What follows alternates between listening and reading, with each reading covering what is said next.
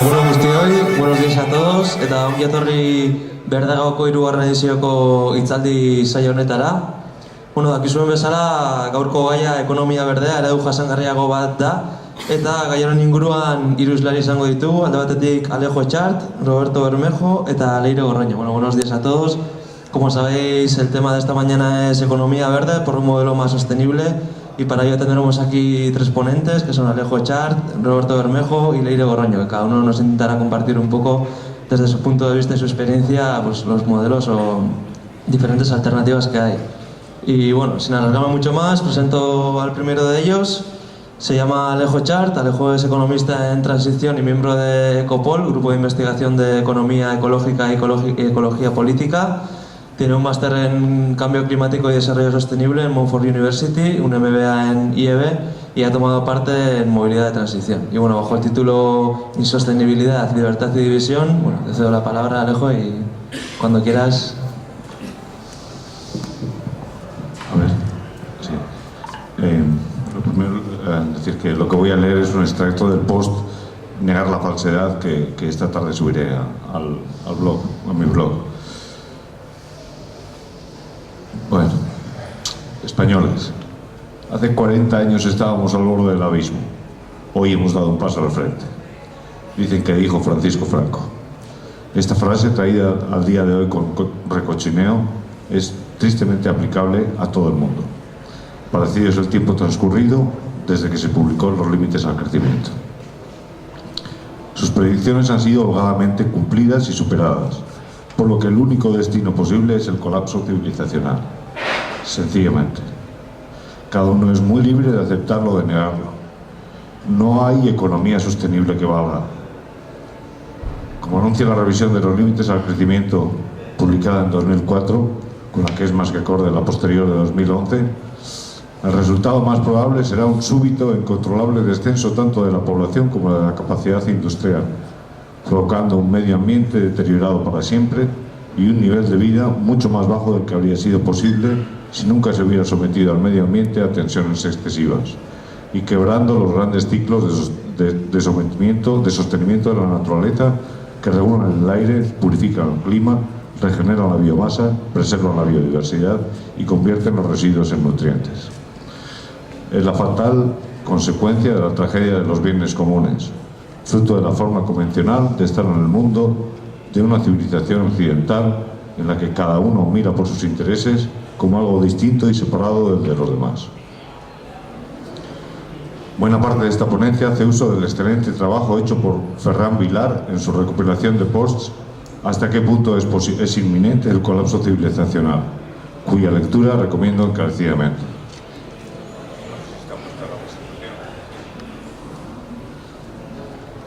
¿Así se pasa? Puedes ver ahí. Ajá, vale. Bueno, ahí está un poco la estructura.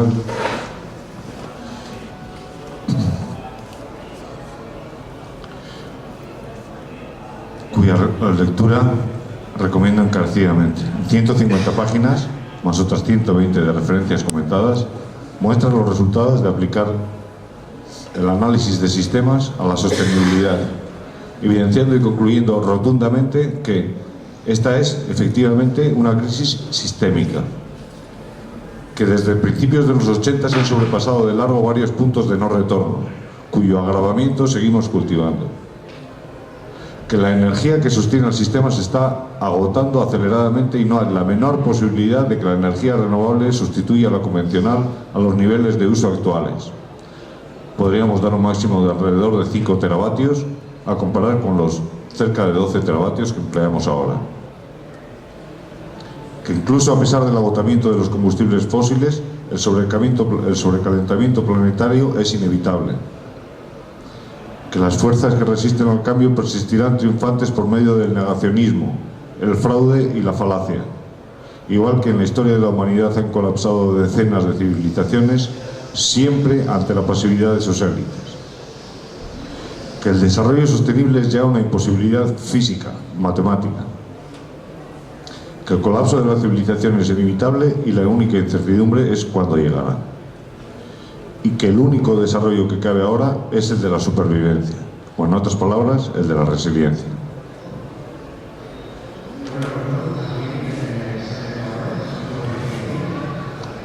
Esta ponencia habla de realidades, no de conceptos. La economía se lleva a la práctica como sistema económico y el sistema capitalista o de mercado es radicalmente insostenible. Un sistema económico que, por una parte, es incapaz de tener en cuenta al medio ambiente, por ser público y de libre acceso, por obviar conceptos evidentes en contabilidad y microeconomía como la amortización, porque en macroeconomía no se amortiza la base de recursos físicos sobre la que se generan las rentas, o el tamaño óptimo, por encima del cual el rendimiento marginal es negativo, o el elemental principio de prudencia contable,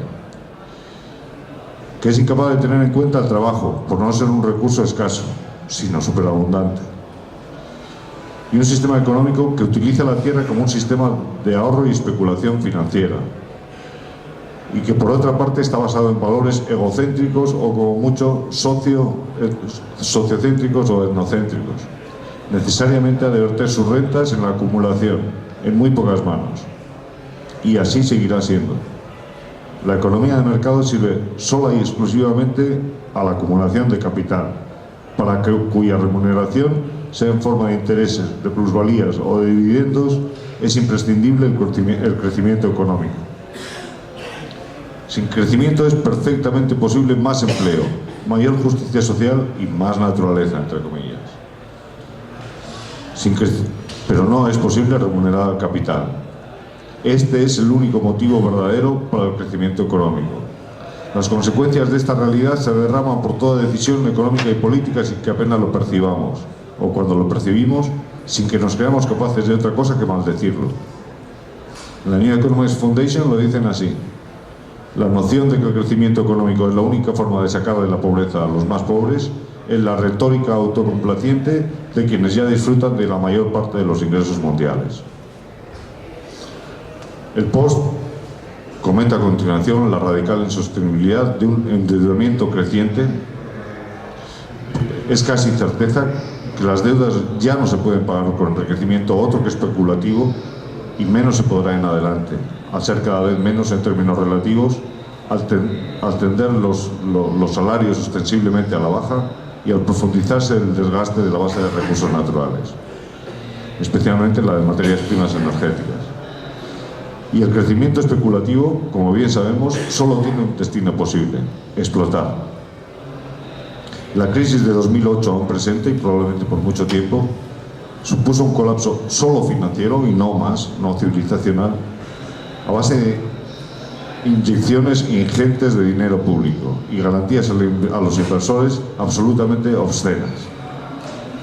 Así, las alarmantes evidencias que tenemos respecto al deterioro medioambiental, a las desigualdades sociales o al agotamiento de la energía aprovechable. Esta ponencia no pretende repasarlos, pero en el post encontrarán referencias para hacerlo ustedes mismos. Únicamente 2 apuntes. Respecto al medio ambiente, nuestro sistema económico no amortiza la base de recursos naturales que le permite generar las rentas de cada periodo, por lo que no asume que su capacidad para generar riqueza disminuye.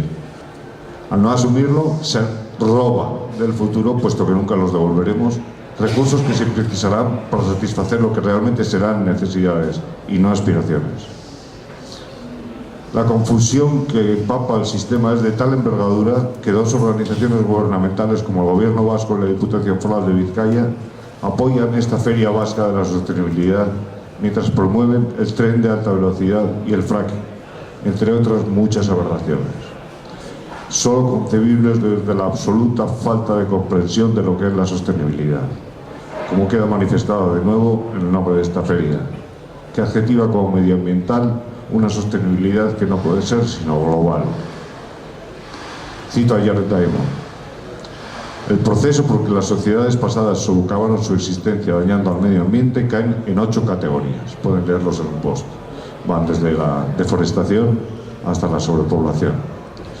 Los problemas que hoy afrontamos incluyen esos mismos 8 más otros 4 nuevos: cambio climático antropogénico, proliferación de químicos tóxicos en el medio ambiente, recortes de energía y apropiación humana de la capacidad fotosintética de la Tierra.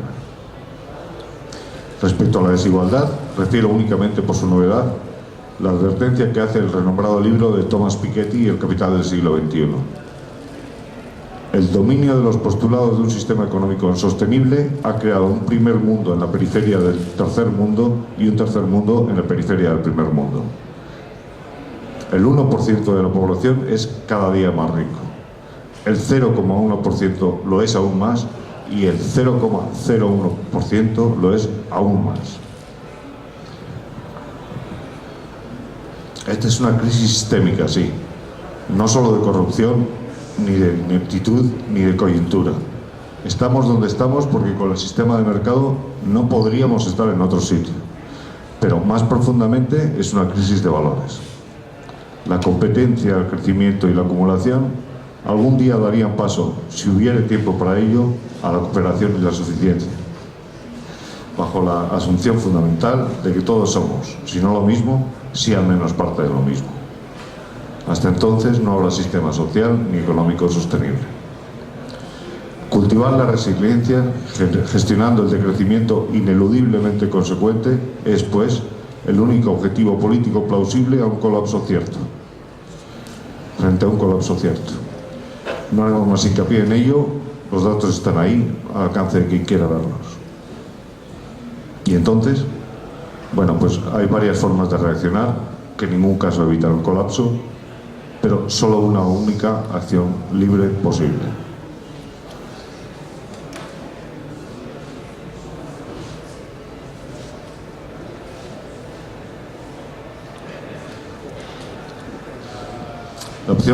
La primera opción son las reformas. Bueno, quienes confíen en la innovación tecnológica, que la innovación tecnológica sirva por sí sola para frenar el colapso, van dados. Como demuestra la ecuación IPAT, la innovación en desacoplamiento entre crecimiento y uso de materiales que compensase los aumentos del poder de compra y de la población tendría que ser de tal calibre que resulta inimaginable. Algunos defienden las propuestas de reformas de aparente cierto calado, como la de Jack Harris, que tiene mucha similitud con la que poco después popularizó Felber. Un índice de sostenibilidad para las empresas del que dependería la disponibilidad del beneficio. En un extremo, los accionistas dispondrían de todo él, y en el otro, todo se destinaría a compensaciones sociales. Sin embargo, esto no sería sino otro parche a una economía radicalmente fallida, que no haría sino albergar nuevos ciclos de corrupción. La llamada economía verde es una propuesta más de reforma tan volátil como las demás. Los 15 principios que la definen constituyen parches prosociales y promedioambientales que se pretende añadir a la economía de mercado. Pero no es bueno adaptarse bien a un sistema insano. Cualquier propuesta, por bien intencionada que sea, que trate de poner los apellidos verde o sostenible a una economía radicalmente insostenible, no ayudará sino a hacerla perdurar, retrasando su caída a costa de elevar su cima de insostenibilidad o punto de caída. La responsabilidad social corporativa, la energía eléctrica mediante grandes centrales, por renovables que sean sus fuentes, la agricultura industrial, por ecológica que sea, cualquier valoración económica de los servicios de la naturaleza, el tratamiento industrial de residuos, los coches eléctricos o, perdón del aire, los sistemas de calefacción de distrito, entre otras muchas propuestas, no conseguirán otra cosa. El sistema funciona solo para sus objetivos implícitos, siempre presentes y determinantes. Para servir a estos objetivos adopta y adapta lo útil y rechaza el resto.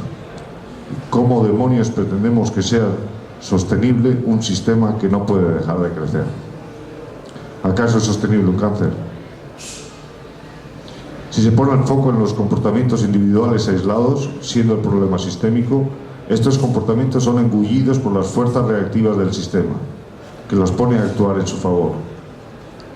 La acción válida sí está en los comportamientos individuales, pero no en los que simplemente laven nuestras conciencias mediante acciones de conveniencia, separaciones de residuos, compra de vegetales ecolocales, uso preferente de transporte público, etc., sino en la radical negación de la falsedad. Luego hablamos de ello.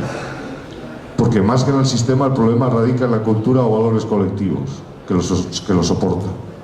Y, en definitiva, en el propio nivel de conciencia o inconsciencia individual que soporta esta cultura.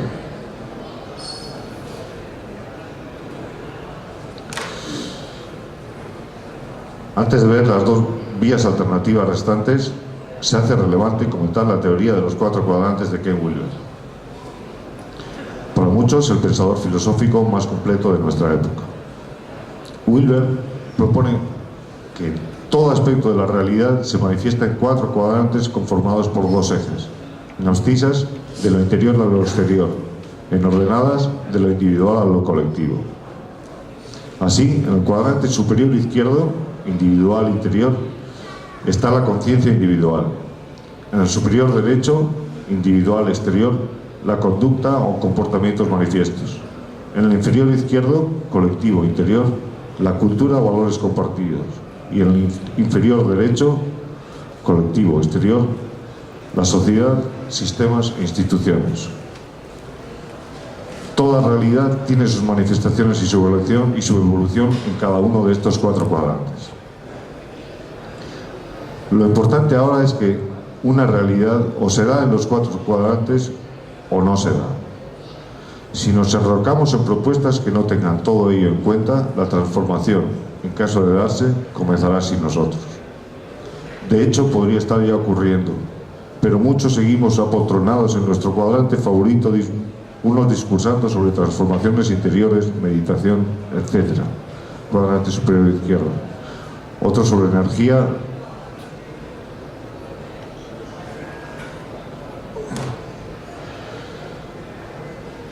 Otros sobre energía, reciclaje, agricultura ecológica, transporte sostenible, estilos de vida, meditación, alimentación, etc.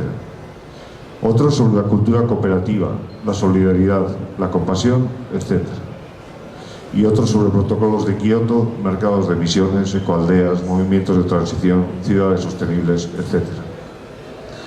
Explicando a quien se preste a escuchar que somos los verdaderos portadores del nuevo paradigma necesario, mientras la verdadera transformación zarpa sin nuestra miopía. Si emprendemos una transformación que no tenga en cuenta alguno de los cuadrantes, naufragará.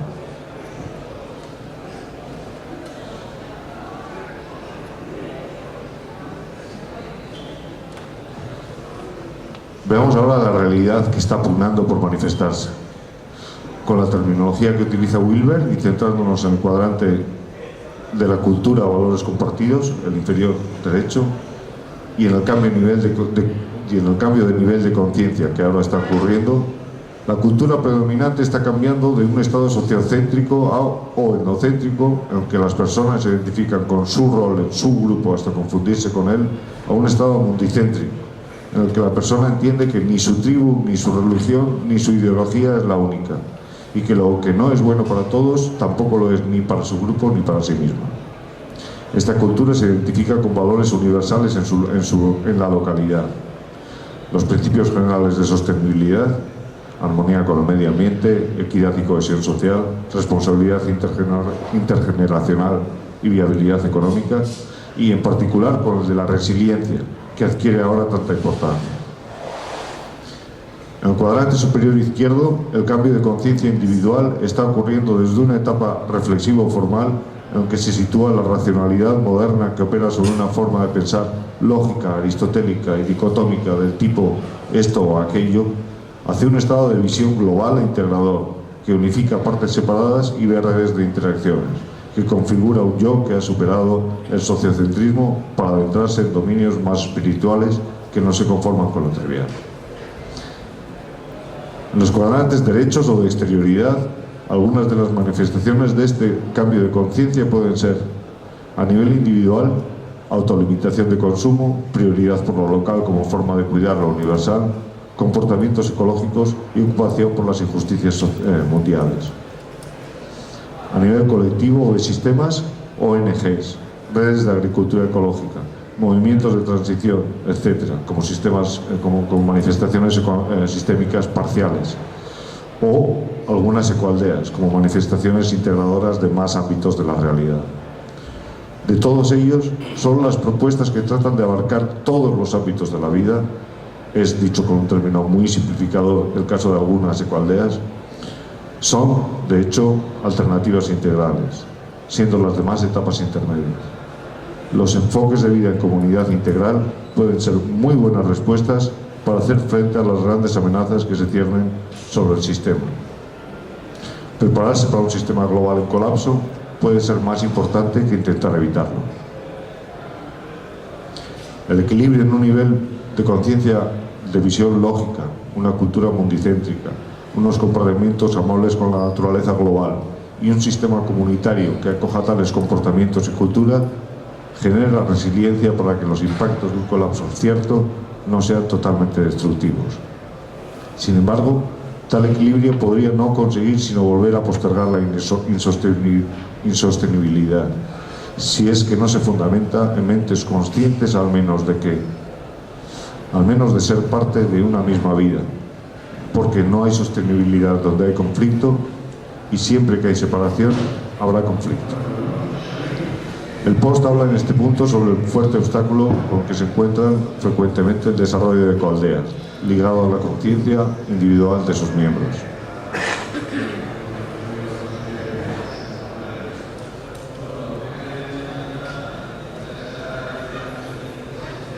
También habla el post sobre los estados posteriores de conciencia individual, postconvencional, en los que la vida es asumida como realidad única, y de sistemas en los que el ocio es la única política. En tales estados se niega crecientemente la separación entre países, personas, intereses, aspectos, disciplinas, economía especialmente incluida, o cualquier otra partición de la unidad. Entonces, y solo entonces, se puede empezar a hablar de sostenibilidad. Porque debemos ser claros y reconocer que no sabemos lo que en la práctica es la sostenibilidad, más allá del concepto dado por el informe Brundtland. En realidad, sostenible significa perdurable, y nada que la humanidad conozca perdura infinitamente. Lo que de hecho se da no es la sostenibilidad, sino la insostenibilidad, en mayor o menor grado. La sostenibilidad es la ausencia completa de insostenibilidad, o un mero concepto que hemos inventado para entender la sostenibilidad. Una ponencia sobre economía sostenible puede no parecer adecuada para hablar de conciencia transpersonal, pero en realidad todos los temas son el mismo, como lo son todas las disciplinas y todas las realidades de una misma vida que no hace sino vivirse a sí misma en infinitas manifestaciones, único sujeto de cuanto acontece. Mientras haya un interés distinto a ser cauce de la vida, habrá separación entre uno y el mundo natural que equivocadamente creemos que se halla afuera. Y seguiremos cebando la espiral autodestructiva. Cualquier conflicto, ya sea entre familiares, grupos sociales o naciones, únicamente se resolverá de forma definitiva si los implicados se ven a sí mismos como parte del todo, cuando no como manifestaciones de él, y abrazan el vínculo en el que son uno. El post habla del campo acásico, planteado por Erwin Laszlo, un campo físico cuántico que recoge y transmite información sobre cuanto ha sucedido desde el origen del universo, que nos conecta con otros movimientos y personas, especialmente con las que compartimos inquietudes. Es aquí donde radica la única posibilidad de algún grado de sostenibilidad post-colapso.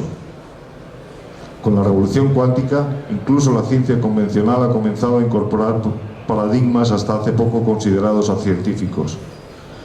Todo y todos estamos inevitablemente conectados. Precisamente este, y no otro, es el asunto de la meditación, que está siendo tomado en serio también por la comunidad científica.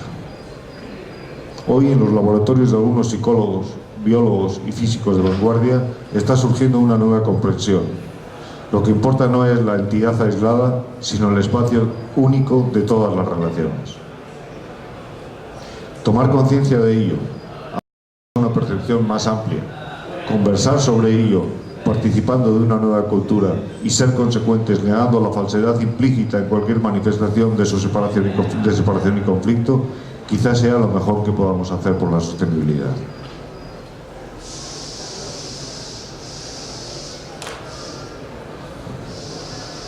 Emprender la transformación es, sin embargo, un imperativo categórico. Y por ello, el punto de partida no puede ser otro que tomar conciencia de nuestro propio desorden interior.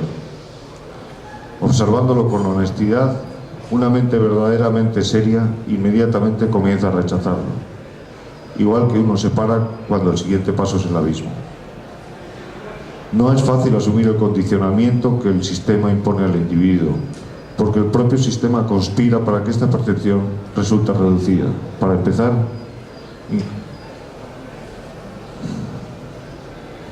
favoreciendo una alimentación pésima que nos priva de energía para ver y comprender, y para seguir activando nuestros miedos, que inconscientemente nos atascan en dinámicas emocionales y mentales bloqueantes.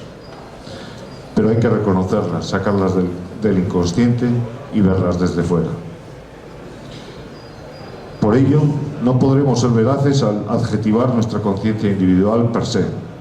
Lo que sí podemos es ver cuáles son nuestros comportamientos y en el espejo que ellos son, ver nuestra verdadera conciencia. No la que creemos tener, sino la que realmente tenemos. ¿Acaso así comprendamos nuestra propia falsedad? Preguntémonos, ¿he venido a la feria en coche teniendo tren o autobús? ¿Limito el uso de electricidad a lo estrictamente necesario? ¿Cuánta luz y qué bombillas he encendido esta mañana? ¿Cómo y cuánto he calentado el desayuno? ¿Desconecto el ordenador o la televisión cuando no los uso? ¿Sé lo que como? Ya que nuestra educación ni se toca el fundamental asunto de la alimentación y que no hay ni habrá negocio interesado en ello. ¿Cuánto tiempo he ocupado en aprender sobre algo tan básico? Me he informado sobre las consecuencias de comer tanta carne roja, azúcar refinado, pan blanco, leche de vaca, cereales no integrales, etc. ¿Los como? ¿Cuánto alimento enlatado o congelado he comido en los últimos días? ¿Dónde lo he comprado? ¿Es alimento local? Si vivo en un piso, ¿cómo bajo a la calle? ¿En ascensor o por las escaleras? ¿Cuánto de mi tiempo vendo al objetivo del negocio que me remunera? ¿Cuánto tiempo libre, es decir, no esclavo, dedico a otra cosa que preocupaciones? En la última semana, ¿cuánto tiempo he ocupado en otra cosa que participar de un sistema tan preocupado y preocupante? ¿Cuánto he dedicado a distraerme, es decir, a no estar presente? A ver la televisión, leer la prensa, leer novelas, ir al gimnasio de compras, asistir a ensayos, espectáculos o actividades culturales organizadas, mantener casa o coche y llevar a mis hijos a actividades organizadas o asistir a cursos de formación para el trabajo. ¿A quién compro la electricidad? ¿Dónde guardo el dinero? ¿Cómo ocupo mis vacaciones? ¿En qué invierte el dinero el plan de pensiones, si lo tengo? ¿Qué ropa visto? ¿Cuántos relojes tengo? Y en general y en definitiva, ¿de cuánta falsedad acaso he participado y cuánta han negado mis actos?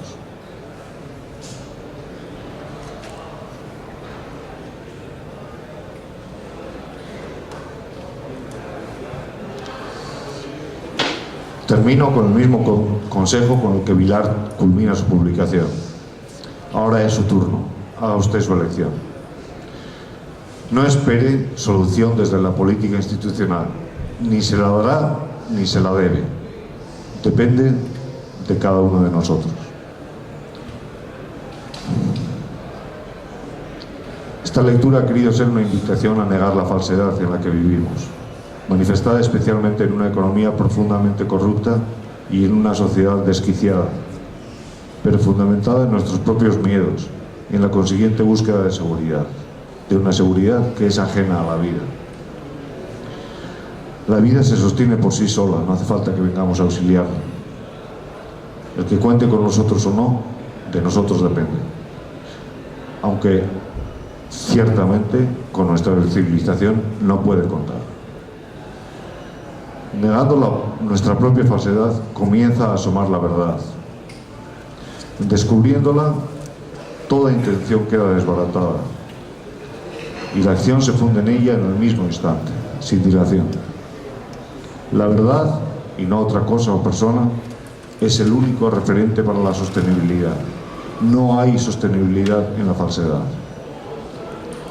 Investigue cada uno su conciencia observando el espejo que son sus comportamientos.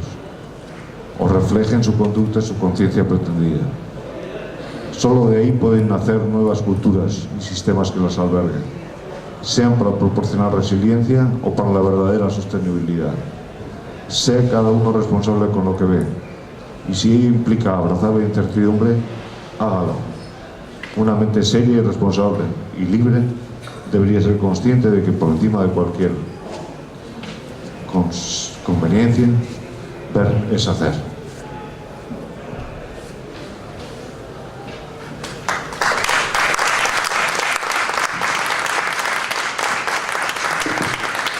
Bueno, eskerrik asko, Alejo. Creo que tenemos unas cuantas preguntas a las que contestar y bueno, recordar que luego también al final de las 3 ponencias tendréis la oportunidad de preguntar cualquier pregunta o duda que tengáis a cualquiera de los 3 ponentes. Gogoratu gero, hiru islariak amaitzen da benean, aukiko zuela denboratxo bat, zuen zalantzak edo galderak, hiruretako edozeinei edo orokorrian botatzeko.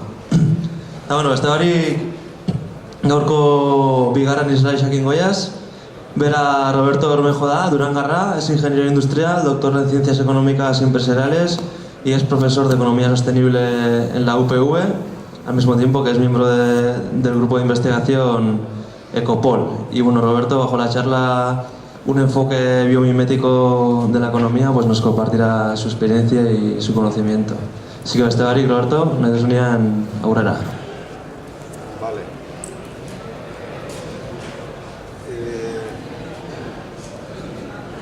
¿Se oye? Me voy a quedar aquí porque ya estuve el viernes arriba y tengo problemas logísticos. Es decir, yo tengo que ver la pantalla para poder explicar lo que voy a explicar, para poder explicar lo que tengo que explicar. Y he decidido pues que esta es la mejor posición porque veo, aunque es un poco desde el punto de vista logístico, tengo que estar aquí con el micrófono en la boca y quizá demasiado cercano, un poco lejano, es difícil mantener la posición, pero bueno, voy a hablaros de ecología y sociedad de alguna forma al principio. Me voy a poner las gafas que va a ser mejor.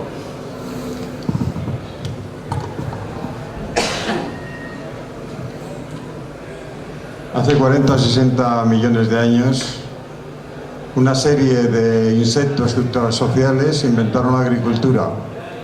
Hormigas, sobre todo, pero termitas, escarabajos, cultivaron hongos y lo han venido haciendo desde entonces. Hace 8 o 12 millones de años las hormigas actines, los insectos más avanzados, empezaron a cultivar una especie única de hongo, la abonan, le quitan las malas hierbas e incluso intercambian el producto con otras colmenas no, con otros hormigueros. Lo importante del tema, y que tiene una trascendencia social muy importante, es que crean las primeras sociedades ultrasociales, que tienen un alto crecimiento poblacional, fuerte jerarquización, división del trabajo, sometimiento de los individuos al interés colectivo y son enormemente expansionistas. Las especies ultrasociales son los insectos más dominantes. Por ejemplo, en la Amazonía, a pesar de que son el 2% de los insectos, tienen el 50% del espacio. Pero no han acabado con ninguna especie. Lo que han hecho es arrinconar en la competencia por el territorio a otras especies. No hay darwinismo en la naturaleza. No hay la eliminación de otras especies, porque si eso ocurriera, la naturaleza sería cada vez menos diversa y cada vez es más diversa. O sea que existe competencia, pero lo más importante, y lo veremos más adelante, el comportamiento dominante de la naturaleza es el mutualismo, la colaboración entre especies, que es vital para su supervivencia.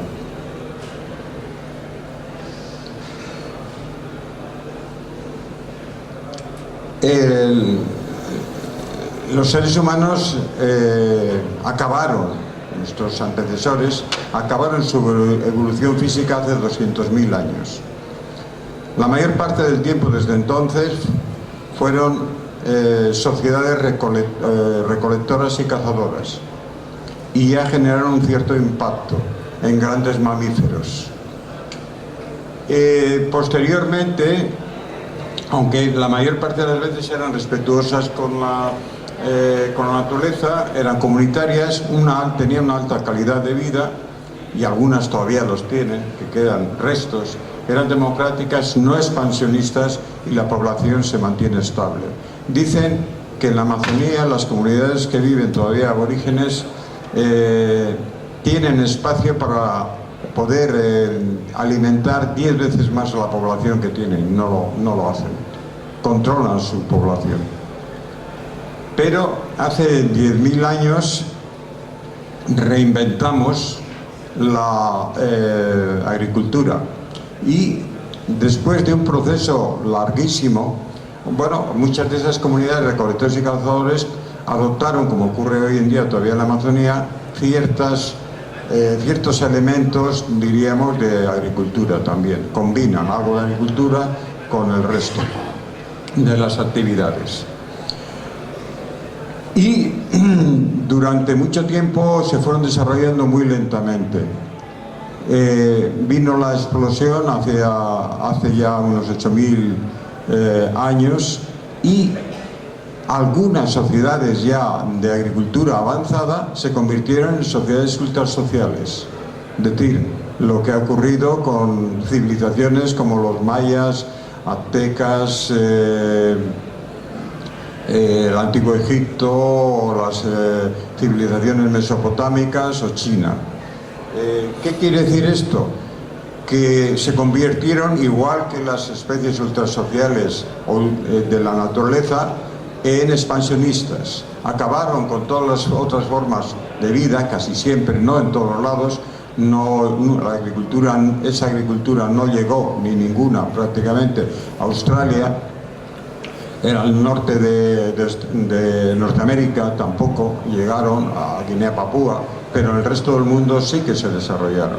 Y entonces pues crearon, diríamos, grandes imperios, que se produjo además produjeron una enorme pérdida de calidad de vida de la gente. Está demostrado que la alimentación ha sido muy pobre, que la esperanza de vida era bajísima, y ha durado hasta el siglo XIX, 30 años de vida como media, y todo estaba jerarquizado a mantener esos imperios que luchaban contra otros para expansionarse todo lo que podían. Sin embargo, algunas de estas sociedades se convirtieron en sociedades capitalistas.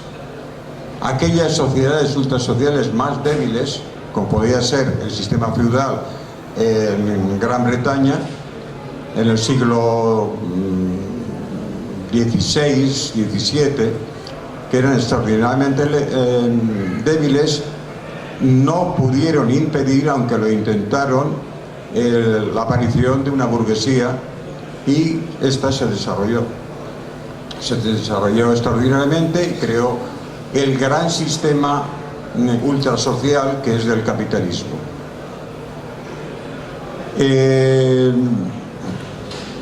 Esto lo dejo. Esta civilización se ha extendido por toda la Tierra. Mi amigo Alejo os ha hablado de muchos problemas. Yo lo que os quiero es simplemente mostrar en unas pocas transparencias que este sistema está en crisis total, y lo reconocen los propios líderes, diríamos, de este sistema. Esto es un mapa de riesgos según el Foro de Davos, en el informe de 2014. Todos los años sacan un informe. ¿Qué nos dice este mapa de riesgo? Pues que la mayor parte hay muchísimos problemas y la mayor parte de los problemas están en el cuadrante superior derecho. ¿Qué quiere decir eso?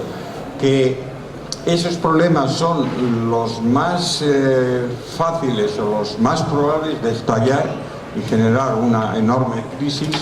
Además son los que más daño económico, más impacto económico tienen, ¿no? Cuanto más arriba, más impacto.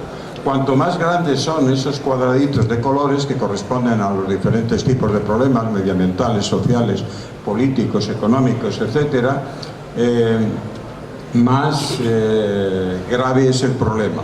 Por lo tanto, cuanto más altos y más a la derecha están, y donde son más, diríamos, preocupantes.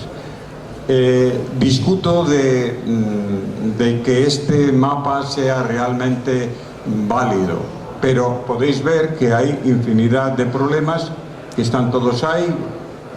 Uno de los más importantes es disparidad económica, pero también están todos los temas del cambio climático, la corrupción, estados fallidos, terrorismo, conflictos geopolíticos. En la medida que vamos a un mundo cada vez con recursos más escasos, esos están proliferando, como es evidente hoy en día. Pero la gráfica siguiente es la que más me interesa.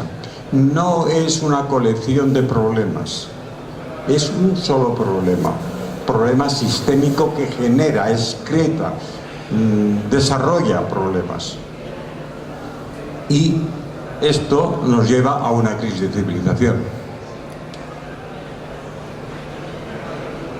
Esta gráfica es de un autor que no ha citado, pero lo cito yo, Ervin Laszlo, lo ha citado Alejo. Y este gráfico lo que indica es que normalmente las civilizaciones, cuando se instauran, son muy estables, tienen mecanismos de estabilización que funcionan muy bien, generan pocos problemas. Pero a medida que pasa el tiempo, aumentan los problemas, se hacen más complejos, normalmente agreden su entorno natural, pierden recursos y al final entran en crisis. Los mecanismos estabilizadores cada vez son peores. Y llega un momento que se puede llamar punto de bifurcación, punto de caos, le llaman de diferentes formas, o te transformas o entras en un colapso total. Si te transformas, vas a iniciar una nueva civilización y quizá este esquema sea demasiado mecánico, repites los problemas y al final lo tendrás que transformar. Veremos si eso es así en el futuro, pero hasta ahora ha sido el comportamiento dominante. ¿Por qué ocurre esto? ¿Por qué esta civilización está en crisis? En realidad las razones, como hemos visto por la teoría de las sociedades ultrasociales, el asunto viene de muy lejos. Por primera vez, de todas formas, una civilización en la historia de la humanidad, la nuestra, se cree la especie superior, dueña de la naturaleza. Por lo tanto, todo está a su servicio. Y la naturaleza es hostil y caótica. Esa es la visión.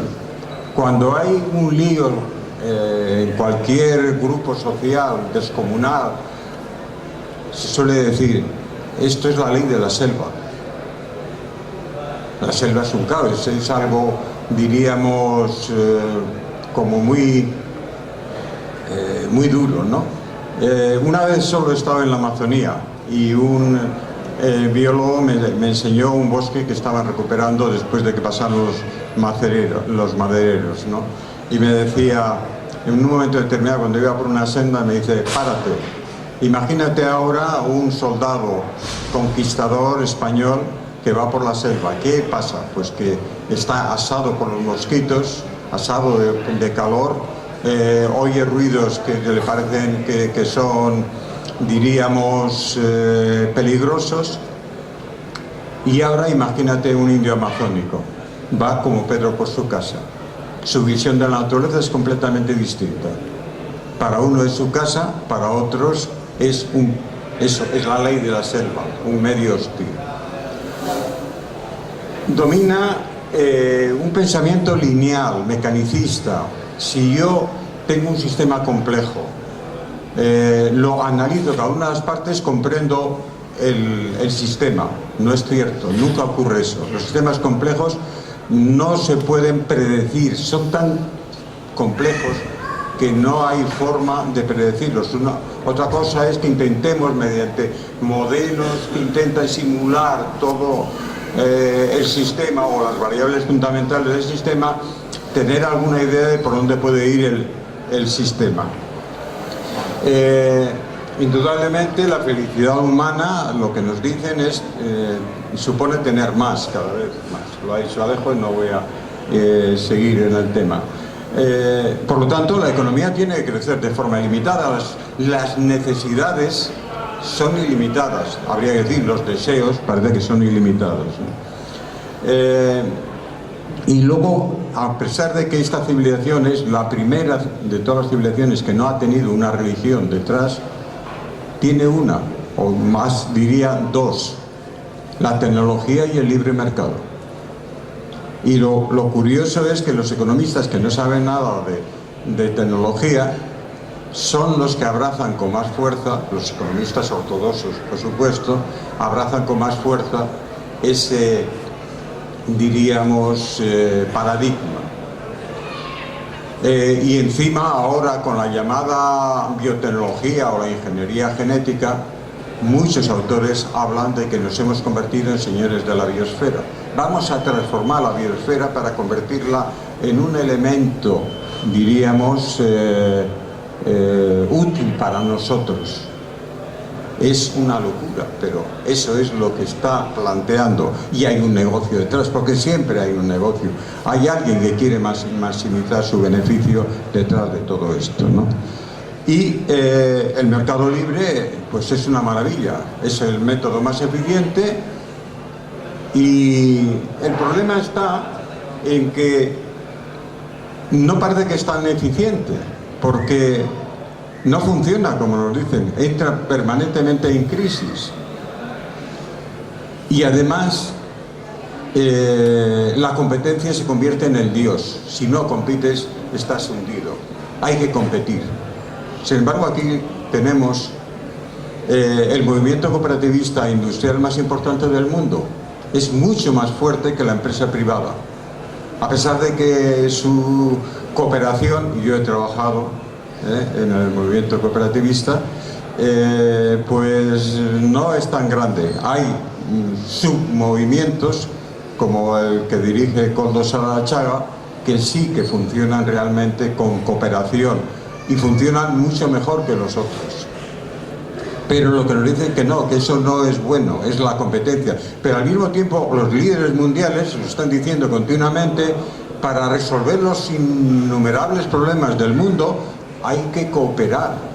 Y como dice David Anisi, catedrático de Economía, solo se puede entender o se puede cooperar cooperando.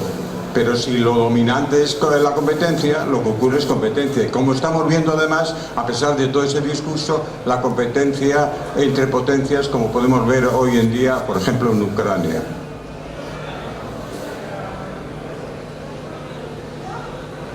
Sin embargo, la eminente Lynn Margulis, Premio Nacional de Biología, y bueno, una investigadora extraordinaria de la Academia de Ciencias de Estados Unidos y de Rusia también, de Estados Unidos y de Rusia, por su teoría de la simbiogénesis, pero me voy a meter en ello, dice: todas las especies son perfectas, todas, no hay especies superiores, evidente.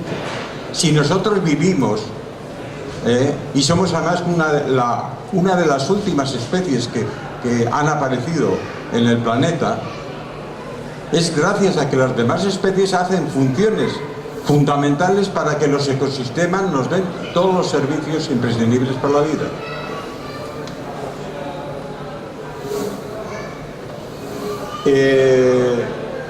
La es armónica perfecta. Las tecnologías naturales son infinitamente superiores a las nuestras y son sostenibles, claro. desde el análisis lineal nunca se puede entender nada de una realidad tan compleja como son las sociedades humanas, las economías, incluso la naturaleza, que hay que comprenderla para respetarla. Y el mercado es un instrumento imprescindible en las sociedades complejas, pero hay que regularlo, hay, como dicen los anglosajones, embridarlo, para que sea un instrumento al servicio de la sociedad. Y los problemas de la humanidad solo se pueden resolver con cooperación, como dicen los líderes, pero con cooperación auténtica. Pero todo esto es absolutamente necesario porque, como dicen muchos autores, entre ellos el informe Brundtland, el de la Comisión Mundial para el Medio Ambiente y Desarrollo, pues solo cambiando, diríamos, de modelo, podremos evitar yo no voy a decir la extinción de la especie humana, pero sí una enorme mortandad humana, que no es la primera vez que ocurriría. Esta es la realidad. Estamos chocando diríamos, una especie contra el resto. Somos como una especie de cáncer en la naturaleza. Pero en realidad no es un conflicto humano contra la naturaleza, es un conflicto naturaleza contra naturaleza, porque somos parte de la naturaleza. Y si no rebobinamos en esa línea, y eso tiene una trascendencia muy importante, pues no vamos a hacer nada. Me lo paso porque esto de consciencia lo he dicho y Alejo, y voy al concepto de sostenibilidad.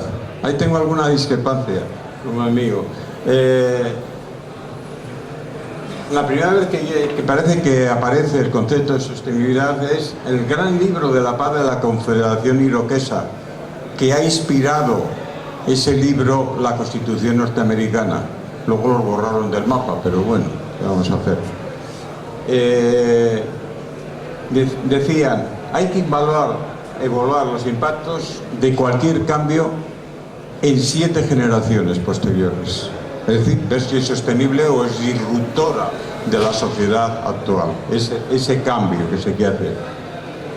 En tiempos modernos aparece en un libro de un forestalista del siglo XIX, y es el informe Brundtland, que comentaba antes, el que realmente pone, diríamos, al servicio o se hace enormemente popular al servicio de la sociedad el concepto de desarrollo sostenible, y es aquel que permite que la sociedad actual pueda vivir sin poner en cuestión que las sociedades futuras puedan también vivir, es decir, sin destruir las bases biofísicas que hacen posible la vida y la calidad, diríamos, de vida que nosotros pudiéramos tener en este planeta. Luego han aparecido cantidad de términos alternativos, bueno, que lo que es verde, lo que es ecológico, lo que es green ahora, está muy de moda el green growth, que lo ha metido el Río +20 en la última conferencia mundial, y ya han encontrado el tema, pero al final van a lo mismo. Se agarran a la tecnología y la tecnología lo va a salvar. El sistema no hay que cambiarlo. Ese es el green growth. Y no está mal, es decir, que por lo menos se pongan tecnologías verdes, pues, o tecnologías, yo diría, menos insostenibles que las que tenemos, está bien. Pero eso es solo una parte de la solución.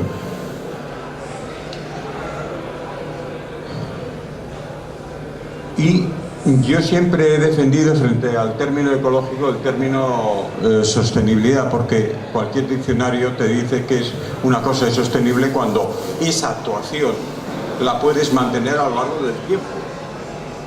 Si no, no es sostenible, es así. Y como me gusta mucho el título de un artículo científico, dice sostenibilidad, la reconozco en cuanto la veo, porque es evidente, la aparece fácilmente. Ahora, hay que transformarnos, y hay un debate muy fuerte sobre cuál es el impulso primario para transformarse.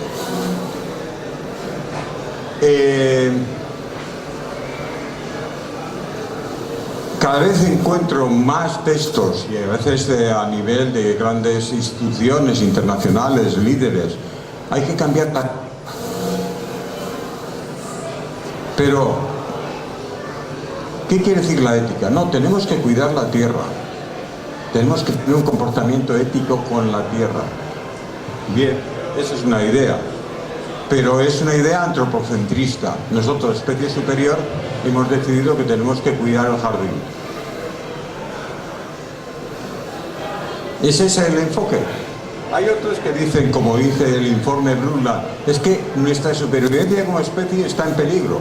Y hay otros muchísimos autores, entre ellos Václav Havel, cuando era presidente de IKEA ante el Congreso de Estados Unidos. Además, se les habló también del cambio de conciencia.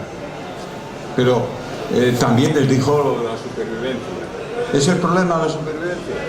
Ahí tenéis citas de diferentes autores que van en esa línea.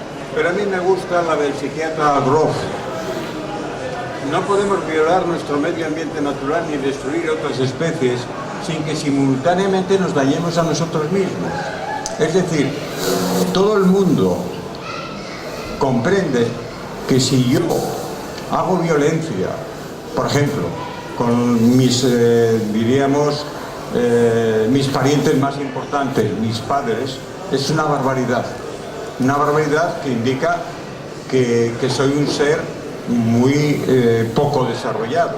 Más bien, soy un ser violento, nada equilibrado. Pues lo que nos dice Grof es lo mismo. Si nosotros violamos a la madre tierra, nos violamos a nosotros mismos. Es decir, nuestra esencia como especie más, una especie más en la naturaleza, es vivir en armonía con la madre tierra, la que nos ha dado la posibilidad de vivir, de existir. Entonces, esta es con la que me quedo. Pero todo esto tiene respuestas, lo diríamos, o lleva a dar respuestas que son instrumentos absolutamente necesarios para poder avanzar hacia la sostenibilidad. ¿Cuánto me queda? Vale, eso es lo que pensaba, pero no estaba seguro. Bueno.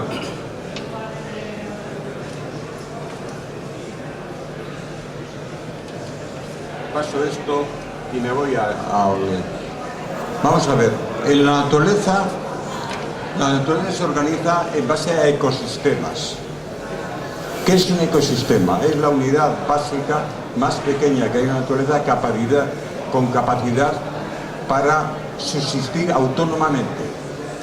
Es decir, capaz de captar energía del sol y aprovecharla integralmente, y al mismo tiempo capaz de reciclar sus nutrientes. Por lo tanto, tiene los dos elementos básicos para el mantenimiento de la vida.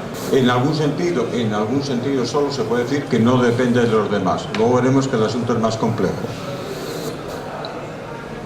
Y los ecólogos han desarrollado los principios funcionales de los ecosistemas. Es decir, cómo se comportan los ecosistemas.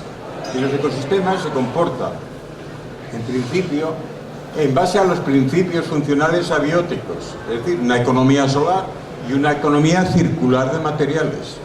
Pero es que además tienen un tercer elemento, que es Gaia. ¿Qué quiere decir Gaia? Gaia quiere decir que el medio biótico está actuando continuamente sobre el medio abiótico, el medio inerte, sobre la corteza terrestre, para evitar una deriva que haría imposible la vida. Porque en la atmósfera, por ejemplo, el metano y el oxígeno se unen y desaparecen de la atmósfera. Entonces la biomasa está lanzando continuamente la misma cantidad, sin intervención humana estoy hablando, la misma cantidad de oxígeno y metano para mantener la composición de la atmósfera inestable. Y lo mismo ocurre con el CO2. diríamos, el medio inerte tiene una tendencia hacia una mayor acidificación. Una acidificación alta impide la vida, como ocurrió cuando los fenómenos de la lluvia ácida fueron tan intensos en Europa, que decenas de miles de lagos escandinavos murieron y quedaron arrasados bosques centroeuropeos. Bueno, pues las especies nitrificantes, entre ellas las bacterias, pues actúan en el sentido contrario y mantienen el equilibrio acidez-basidez en la tierra. Pero es que además hay unos principios que yo llamo abióticos. Un ecosistema se desarrolla físicamente a partir de un colapso o lo que sea, o a partir de una isla que ha aparecido en el océano por una erupción volcánica, y se desarrolla el ecosistema. Cuando llega a la madurez ya no crece más, sino que coevoluciona con el medio. Por lo tanto, no hay crecimiento infinito. Es importantísima la diversidad, es el seguro de vida en la naturaleza. Cuanto más biodiverso es un ecosistema, más resiliente es, siempre dentro de límites, y tiene mucha redundancia, es decir, especies que hacen la misma función. Es decir, cuando una especie colapsa por cualquier cosa, hay otra especie que es capaz de hacer la función que necesita. Un ecosistema es en realidad un ente descentralizado y autosuficiente. La jerarquía es de servicio en la naturaleza, y lo vamos a ver con un gráfico sobre un concepto que se llama panarquía ahora mismo. Y predomina el mutualismo sobre la competencia. Hay 6 tipos de interrelación entre especies. Unas que son negativas para unos y positivas para otros, otras que son positivas para uno y otros, la otra especie pues no se ve prácticamente afectada. Hay otras que son buenas para los dos, pero no es vital, y la más importante es el mutualismo. Y el mutualismo es que la interrelación de esas especies es fundamental para la supervivencia de ambas.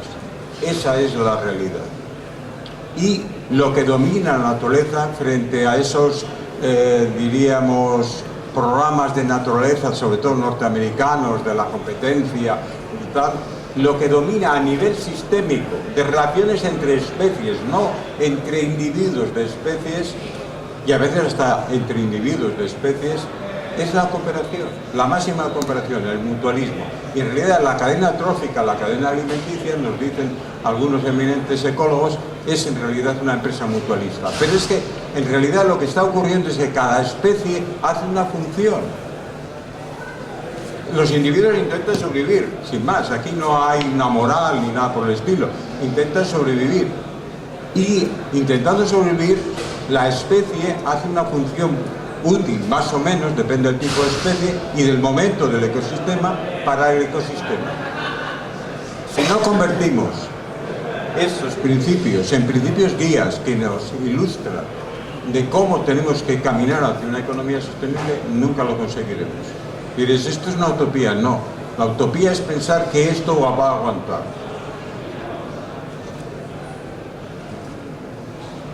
Los ecosistemas coevolucionan con el medio, pero a veces colapsan porque el impacto ha sido muy fuerte, por las razones que sea, y entonces tiene un ciclo regenerativo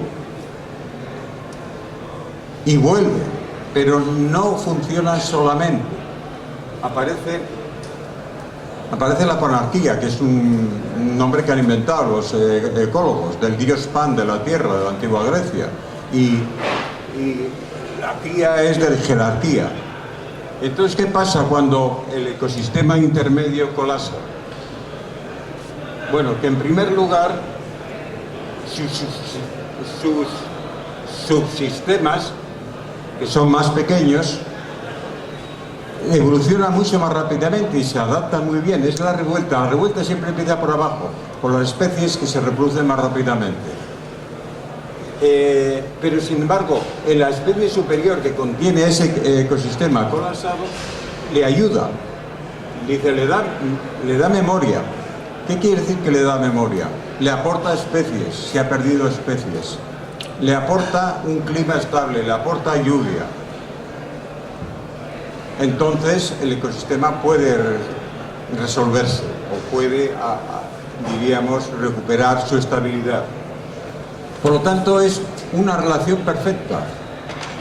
Hay revuelta, pero hay memoria. Entre ambos ayuda al que está, diríamos, colapsado.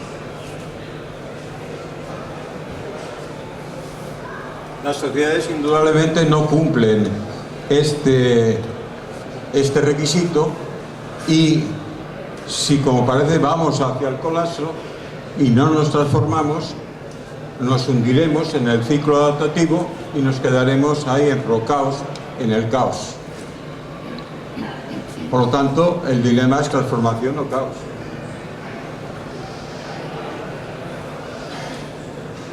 Por último, hay indudablemente signos esperanzadores, no tengo tiempo para hablar de más cosas, de que las cosas están cambiando. Yo estoy continuamente observando y veo lo que está apareciendo, una nueva conciencia, como decía Alejo, en minorías de la sociedad, pero como decía la eminente antropóloga Margaret Mead, una minoría crítica es capaz de transformar una sociedad cuando alcanza su punto crítico de la masa.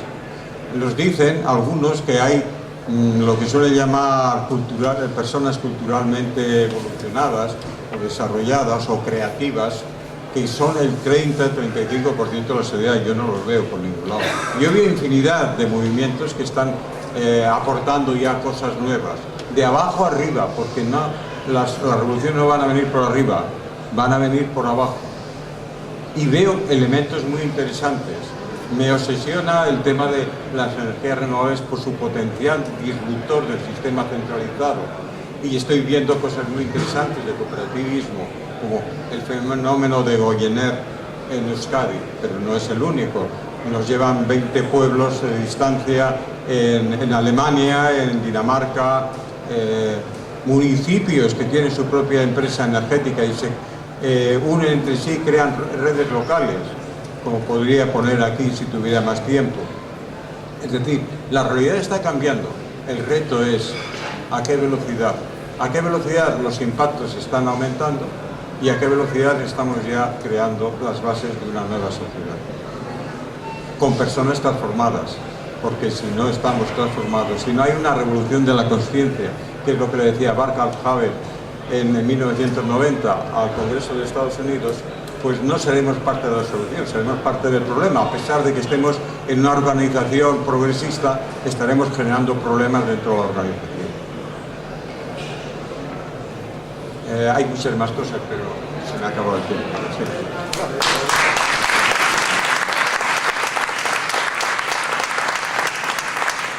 Bueno, eskerrik asko, Roberto. Gracias por compartir ese conocimiento y luego, pues, gogoratu edo zen galdera edo zalantza aukitxemo zue bai Roberto edo bai Alejo edo bai Leire itxeko, Leire gamaitzen da benean aukiko zue aukeria. Eta bueno, ya hirugarren izlaixakin goiez, bera Leire Gorroño da, es de Durango, es experta en planificación energética y es miembro de Gure Energia, el nodo de la plataforma por un nuevo modelo energético en Euskadi. Y bueno, bajo el título de Energía Social, pues te cedo la palabra, Leire. Eskerrik asko. Bueno, egunon onaino etorri zarien guztizeri. Zatie neure geuko presentazioak Energia Sozial izena dekola. Baitzabe, bueno, gaztelera zingotela aurkezpena, baina gero edonork euskaraz galdetu gure badauen, ez da bala problemari bez. Entonces, bueno, me gustaría empezar mi presentación haciendo una pequeña introducción de cuál es el reto energético que tenemos entre manos. Y es un reto que tiene principalmente dos puntos. El primero, que todos deberíamos tener acceso a la energía. La energía es un bien básico, un bien necesario para toda actividad humana, ya sea para cocinar, para desplazarnos de un punto a otro o para transformar una materia prima en un producto. Y por lo tanto, teniendo en cuenta la relevancia de la energía, todos deberíamos tener acceso a ella. Pero también tenemos que tener en cuenta que el sector energético es uno de los más contaminantes y por lo tanto tendremos que hacer un uso racional de la energía y tratar de utilizar energías limpias. Bueno, con la perspectiva que nos aporta este reto energético, vamos a analizar un poco cuál es el contexto del Estado y también el de Euskadi. Primero mencionar que hay un 10% de personas que viven en situación de pobreza energética.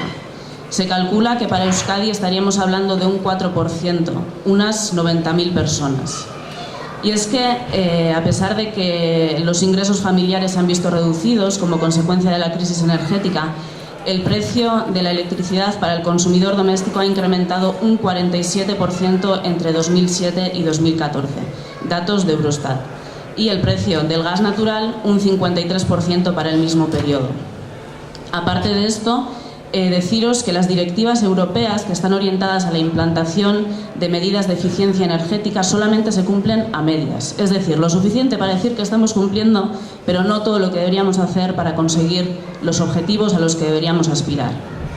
Las energías renovables, como ya sabréis, tanto a gran escala como a pequeña escala, se han visto restringidas como consecuencia de la reforma energética del año 2013. Y es que además sigue estando sometidas a la energía nuclear. ¿Qué quiero decir con esto? Que la energía nuclear se prioriza frente a las energías renovables de carácter intermitente. Para aquellos igual que no estén tan relacionados con la terminología, las energías de carácter intermitente son aquellas que no se pueden almacenar, como la eólica o la solar. En unos momentos podemos tener viento para producir electricidad o podemos tener buena radiación solar y en otros momentos no. Entonces, ¿qué pasa? Que si en un momento dado las centrales nucleares, son capaces de producir el 100% de la demanda eléctrica, los eólicos, la fotovoltaica, los propios eólicos de Oiz, que ponemos aquí todos los días, estarían parados, independientemente de que haya viento de buenas condiciones para producir electricidad. ¿Esto qué significa? Que estamos utilizando uranio, que es un recurso almacenable, pero además que genera residuos radiactivos, cuando en realidad podríamos estar utilizando una energía limpia y que puede que dentro de un rato no vaya a estar ahí disponible para nosotros. Bueno, después de este pequeño análisis de cuál es el contexto actual, volver un poco a ese reto inicial que mencionaba al principio, ¿no? Y deciros que no es solamente un reto que tengamos, al que tengamos que enfrentarnos como Euskadi ni como España, es un reto que hay a nivel global. Y es un reto que tiene dos caras muy diferentes que voy a intentar de introducir ahora mismo. Mientras que nosotros nos preguntamos cómo vamos a conseguir energía limpia para satisfacer todas nuestras necesidades energéticas, hay unos 2.000 millones de personas en el mundo que no tienen acceso a la electricidad. Mientras que nosotros queremos saber cómo cambiar el modelo actual para seguir manteniendo las comodidades que nos ofrece, hay unas 2.500 millones de personas en el mundo que siguen utilizando combustibles convencionales como la leña, como la madera o el carbón para cocinar. Y es una práctica bastante nociva para la salud porque alrededor de 4 millones de personas mueren al año por problemas de salud generados por la inhalación de humos. La contaminación, que sigue en aumento, seguimos alimentando el cambio climático a pesar de que sabemos las consecuencias que esto va a tener en nuestra salud. No me refiero solamente a la contaminación del aire, también la contaminación de la tierra, la contaminación del agua. Se habla de que hay alrededor de 3,4 millones de personas en el mundo mueren al año por enfermedades que están relacionadas con haber bebido agua sucia o agua no potable. Para seguir con estos números tan dramáticos, deciros que hay alrededor de 1.000 millones de personas en el mundo que están desnutridas. Y que con la comida que echamos en Europa a la basura, se podría alimentar no una vez, sino dos a todas esas personas que pasan hambre.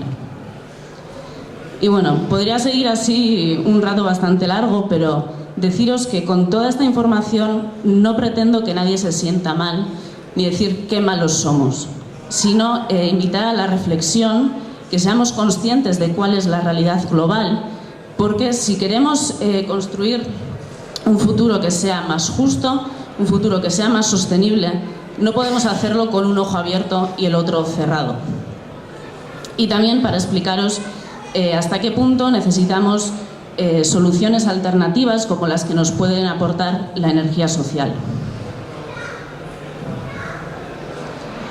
Vale, y bueno, pues ¿qué es la energía social? ¿Cómo la defino yo por lo menos?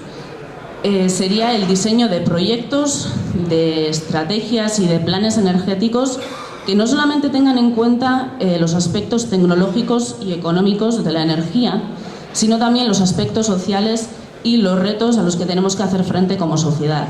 Por supuesto, permitiendo y promoviendo la participación de la ciudadanía. Quizás esta definición quede un poco difusa o sea muy general, y voy a intentar explicarla un poco más con ciertos ejemplos que voy a poner a continuación. El primero es un ejemplo muy válido para Euskadi y es para explicar cómo un proyecto que empieza con el mismo planteamiento, con los mismos objetivos, puede resultar bueno, pues eso, en unos resultados completamente diferentes, ¿no? Para ello voy a utilizar bueno, el caso de la calefacción urbana, las redes de distrito que comentaba antes Alejo.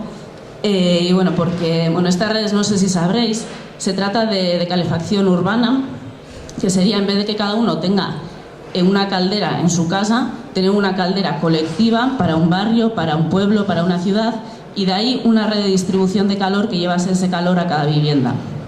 Bueno, es un sistema, por lo general, más eficiente que los sistemas individuales, y muchos pueblos de la zona pues están planteando cambiar el sistema individual actual por este colectivo. Entonces, pues en diferentes pueblos se pueden encontrar proyectos que ya se han iniciado para este tipo de redes de distrito con una caldera de biomasa. Normalmente, cuando analizamos estos proyectos, siempre encontramos 4 objetivos que se dan en todos. El primero es reducir la dependencia de la energía fósil, pues cambiándola por recursos locales como puede ser la biomasa. Otra, reducir los impactos medioambientales y también la factura de los consumidores. Y por último tendríamos la generación de empleo. La generación de empleo, pues teniendo en cuenta la situación que tenemos, pues es una de nuestras prioridades ahora mismo, y por eso bueno, se suele hablar mucho del tema de cuál es el potencial de generación de empleo de diferentes proyectos, de la energía renovable, bueno, pues de la rehabilitación energética de los edificios, etc. Y alguna vez que me han preguntado por esto, por cuál es realmente el potencial que hay en Euskadi para ello, mi contestación ha sido depende. Depende de cómo se diseñen los proyectos. Y paso a explicar. Imaginaros que tenemos 2 pueblos, ¿no? El pueblo A, que bueno, pues ha decidido apostar por este proyecto, y el proyecto se lo ha quedado una empresa de servicios energéticos, por poner un sitio, de León. Entonces, una vez que este sistema ha sido construido, se gestiona y se opera desde una oficina que hay en León. Y, por poner otro ejemplo, el suministro de astillas se hace desde una empresa que funciona en Burgos y que trabaja mucho con esa empresa de servicios energéticos de León. Y para casos puntuales o incidencias, cierto mantenimiento, pues se contrata a una empresa o una persona que vive relativamente cerca de ese pueblo. Bien, ese sería el caso A.